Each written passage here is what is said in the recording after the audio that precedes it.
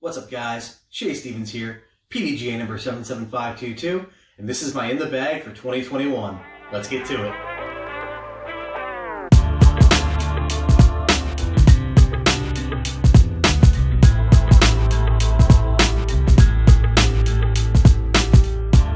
So, before I get to my bag, I want to talk about one addition to my setup that has been very important. That has been the MVP Rover cart.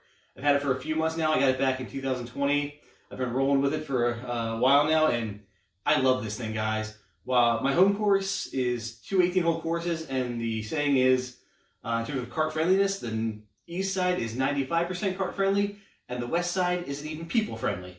But when I'm not at my course, I'm usually over in New Jersey, where there's a lot less elevation, and it is just so great to have a cart to roll your bag on, so you don't have to carry it with you.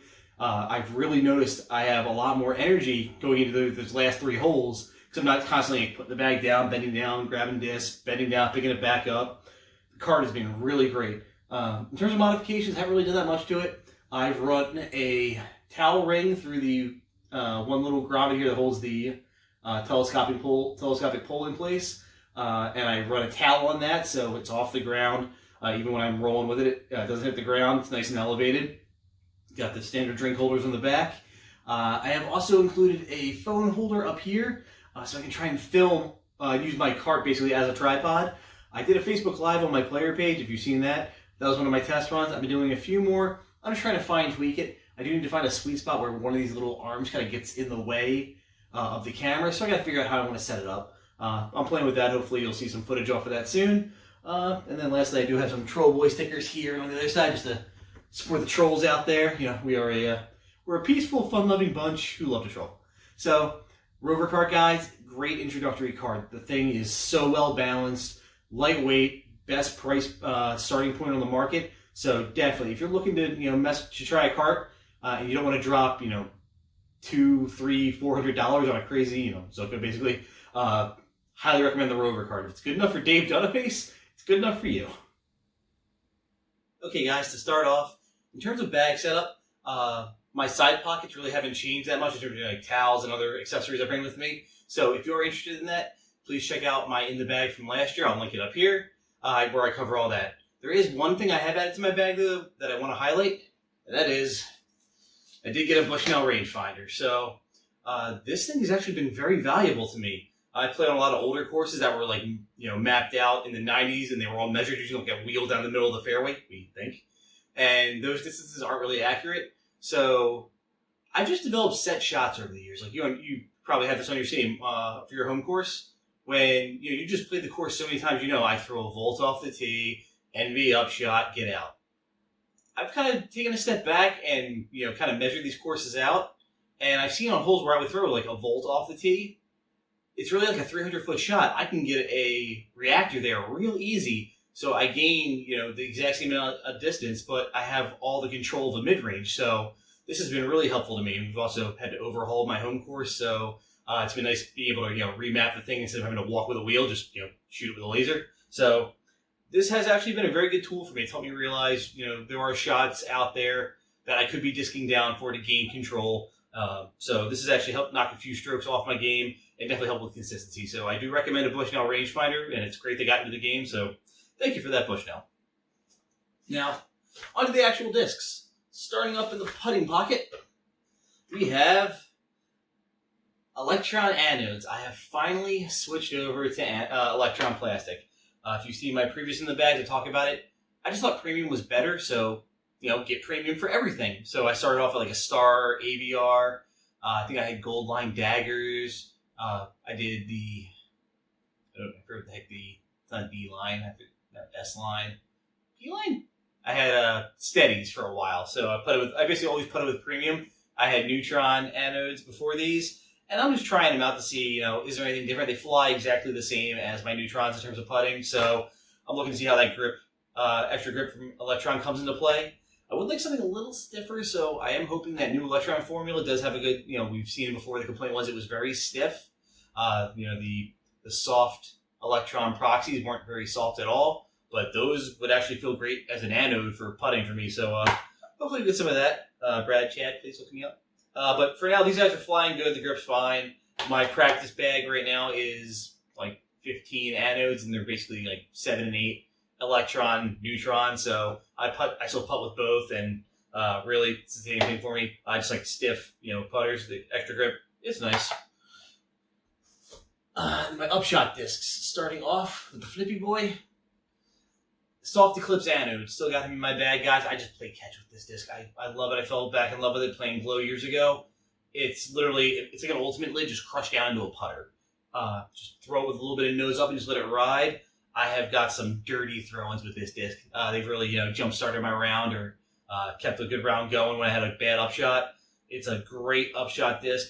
Little on the gliding side, but if you know how to control that nose up ride, you can make safe runs at the basket with this without, risking a big comeback putt.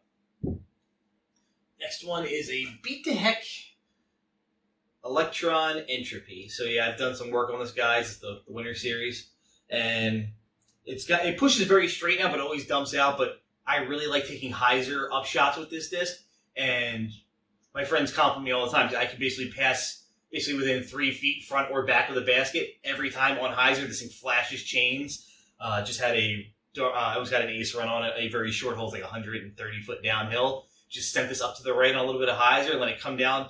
It smashed the pole, but it was a Mach 3, so it said nope, shot back out. But really great upshot disc. I have a bunch of these on backup, so I might start working another one in case this guy gets a little too flippy for me. But for now, good upshot disc. And then if I need something really beefy off the tee or on upshot wise, I have the Plasma Entropy from the MVP Open. Really want these to come out in stock. I have a good amount of backup, but I don't want to pay $30, $40 for them. So stock release, please. These things are absolute beef. A little extra glide on too, so I can really carry corners with it. But this is great too for touch shots. I've really been working on my touch forehand game, especially for scramble. And this is just something really nice that I can rely on. That I can just kind of do that little chip out forehand, and it's going to pan. It's just going to turn into a roller and dive into the ground. So really great upshot disc too is the Entropy. Highly recommend it. So, and those are my putters and approach discs for 2021.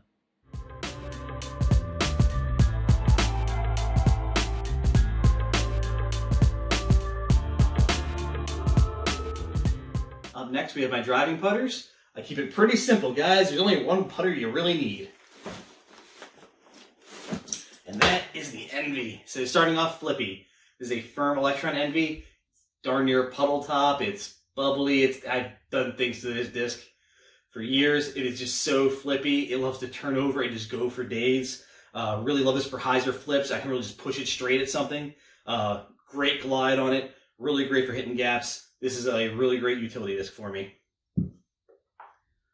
Next up, we have the Ironmouth Envy. Thank you, Justin. Again, I love this color scheme. This disc is awesome.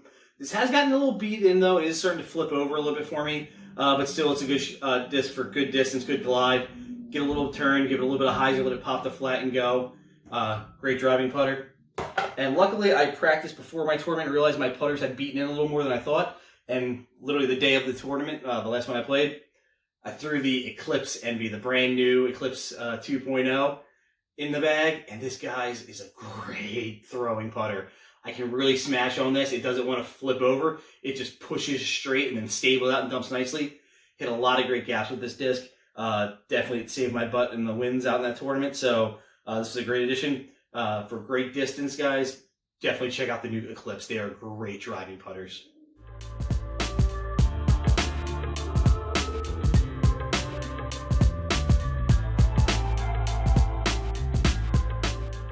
All right, guys, on to the mid-ranges. As you know, at this moment, we're a little hurting for mid-ranges for offerings from MVP. Hopefully the Hex and some of the other ones will be filling some need for us. So right now, my mid-range selection is, I got 4 of these guys. So first off, I have an Electron Matrix that I have done unspeakable things to. There may have been spike hyzers in parking lots, line drives straight into trees 10 feet in front of me. This disc has been through some things, but that being said, it's super flippy now, which is what I need. So I know I can throw this thing nice and flat, and it's going to turn over and pan forever. Again, a nice hyzer flip. So this will push further than my Electron Envy. So this is the step up. If I need a little more distance, I can hyzer flip this guy and get a lot of good distance out of it. Stability in order. Next up, my first reactor I ever got, Blue Boy here. Getting a little beat up, a little flippy, but still insane distance. I said it last time, I'll say it again. This reactor is going to be in the discussion of best mid-ranges of all times. It deserves to be talked about as much as the Buzz, the Rock, the EMAC Truth. The reactor is part of that discussion, in my opinion. It just needs time. It's the new kid on the block.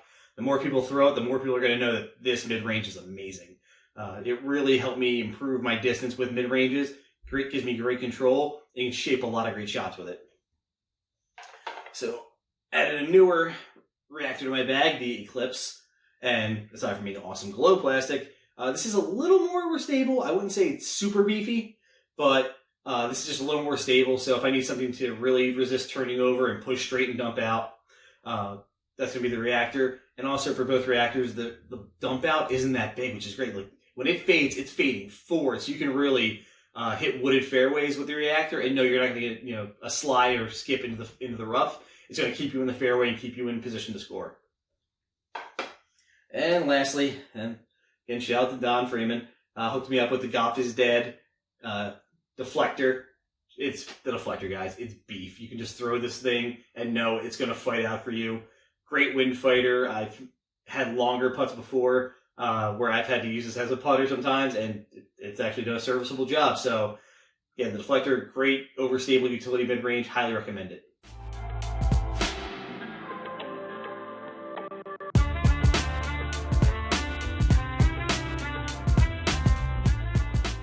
Next up, we have my fairway drivers. I've really been trying to work on this slot in my bag because it's where I want to do most of my work. I want to try and avoid distance drivers as much as possible and really dial in those fairways for extra control. So I have bulked it up a bit. So starting understable, Elaine King Tour Series from 2018, right? No, 2019. Her relay. I have beaten this guy up, guys. Great flip disc. Again, hyzer flip if you need it. But it really shines as a turnover disc that pans and glides beautifully. I've also been using this to kind of develop my hyzer flip forehand. Again, another good option for you there if you're looking for that shot. Backing that up, I have a TK relay. So this is a patent pending relay. This is a patented relay. This thing has a little more stability. They talked about reconditioning the molds, making them fly their intended numbers. So this does fly closer to the relay's flight. And again, I enjoy it. I'm working it in more, but it has that little extra stability on it. So if I do need something to kind of fight out just at the end or not risk turning and burning, this is the disc I reach for. Next up, I got my old Volt. And this guy, as you can see, is signed by Scott Stokely. I went to his clinic in Philadelphia. It was a great experience. I highly recommend it if you ever have the opportunity. Definitely attend his clinic. He's really good at simplifying complex, mechanisms and how all the form. He's so good at breaking it down and keeping it on a level that you can digest. So Volt, nice flat top. This is a patent pending Volt, so I really like how flat top it is. This is a great forehand disc. I can launch this thing on forehand. Very comfortable. This is, if I can throw this disc off the tee, it's a good hole. I'm very comfortable with it. I can really shape some great lines with it, and I feel very in control of this disc. Coming in with a little more stability is my Team Basket Basher stamped Cosmic Neutron Volt. This thing definitely has a lot more beef to it compared to the Fission Volt, but I really like, again, this thing pushes nice and straight and then dumps out really well. I'm beating it in nicely to give that a little extra flip for me. Really pretty colors. I like the swirl action that's going on here. So thank you to Logan and Stacy for hooking me up with that. And this is definitely going to be a disc I will be leaning on. I see if I beat this thing in nicely, I will definitely be taking this guy off the tee a lot more often. And lastly, in case I need some extra beef, I have stepped up from the resistor to the Fireball. The resistors I felt were kind of pushing a little, it was harder to kind of bring them back for finesse shots. So I find that the Fireball is a little easier to kind of turn corners and do flexes and, scramble, do crazy stuff. The Fireball has been a little more utility for me in that range. So I have stepped up, just overstable, but not stupid overstable. So I can work some stuff with this disc, but if I needed to, just go and hyzer out, the Fireball will do that for you.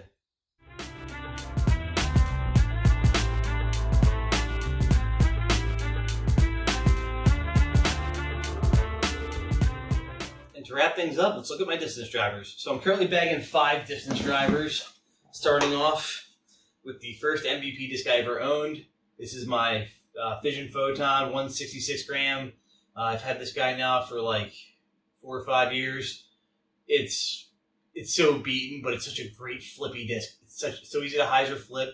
Where it really shines for me is just throw it level, and it's going to pan over on this long anhyzer and get crazy distance off to the right for me on the backhand.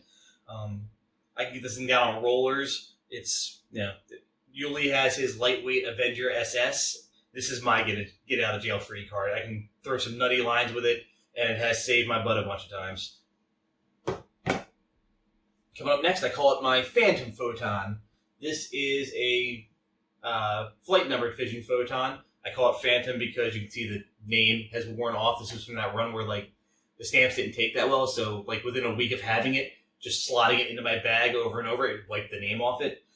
This is a 163 gram, nice and domey. I've beaten this guy into, I call it my pro disc, because I just throw it flat, and it turns over a little bit, and then fights back, so it does like that cool pro S shot every time with no effort. And it's my max distance driver. It's gotten me a couple birdies on holes I never thought I'd be able to reach just by having such a great glide.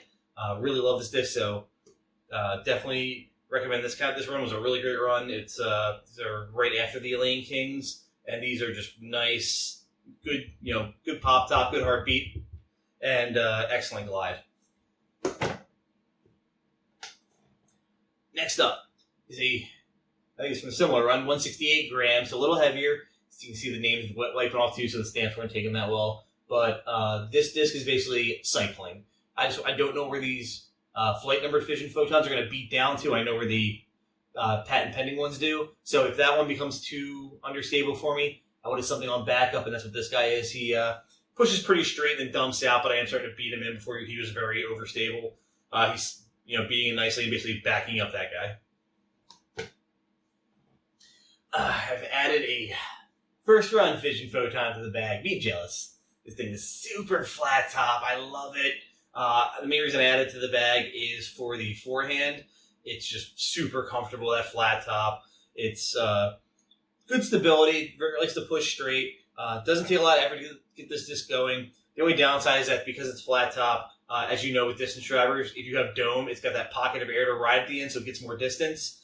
If you have flat top discs, they're pretty quick out of the hand, but towards the end of the flight, there's no air to ride on, so these things do fade out a little harder. So I can get this guy around a corner. I can throw some cool skip shots with him too, but really great disc. If MVP can ever get back to emulating this kind of first run deal, please do. They were really great discs. I'm lucky I have a stockpile of them, but eventually that will run out. And to wrap things up, my overstable driver is the Phase. I topped myself off at 11 speed. I basically went to a field, threw a whole bunch of discs, and realized 11 is kind of my sweet spot for now, where I get optimal distance with optimal control. Then I set up something like an Octane or a Mayhem. I got maybe 10 more feet, but I was sacrificing control, so 11 speed is a good cap for me, and a 0.4 disc at 11 speed is the overstability I need. The Phase does not want to flip over. I could force it over into some cool flex shots, but in windy days like that tournament I played, this was just a great disc to lean on because I knew it was going to go straight and dump out. It's also nice and flat top, as you can see, so distance control is easy, and forehanding feels really great. So I can really smash an anhyzer forehand on this and watch it flex out for me and get right for me. So those are my drivers for the 2021 season.